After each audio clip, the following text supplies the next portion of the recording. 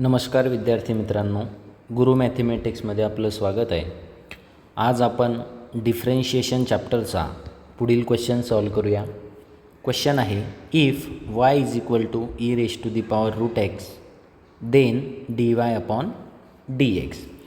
क्वेश्चनमध्ये function दिलेलं आहे y is equal to e रेश to the power root x आणि फाइंड करायचं d y upon d x. याचा अर्थ दोन्ही साईडला एक्सने आपल्याला डिफरन्शिएट करावं लागेल. मग एल एच एसला जर डिफरन्शिएट केलं तर येणार d y upon d x आणि आर एच एसला जर डिफरन्शिएट केलं तर येणार d upon d x e रेश to the power root x. आता ई रेश to the power root x हा कंपोजिट फंक्शन असल्यामुळं या ठिकाणी फॉर्म्युला यूज होणार d upon d x e रेश to the power f of x.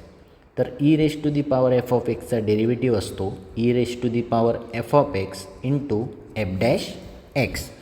याचा अर्थ एफ ऑफ एक्सची व्हॅल्यू ही घेणार आपण रूटमध्ये एक्स. तर d y upon d x is equal to e रेश to the power root x, त्याचा डेरिव्हेटिव्ह ई रेश to the power f of x. याचा अर्थ ई रेश to the power root x as it is राहणार आणि पुढे f dash x. D upon d x F of एक्सची value होती root x.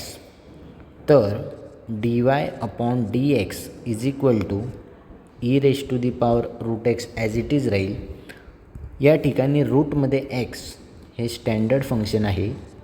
D upon d x, तर root एक्सचा डेरिव्हेटिव्ह असतो 1 अपॉन 2 रूट एक्स. तर याला लिहिता येईल 1 अपॉन 2 रूट एक्स. तर d y upon d x is equal to e रेश to the power root x into 1 जर केलं तर येणार ई रेश to the power root x अपॉनमध्ये राहणार 2 root x. Option number A. Thank you.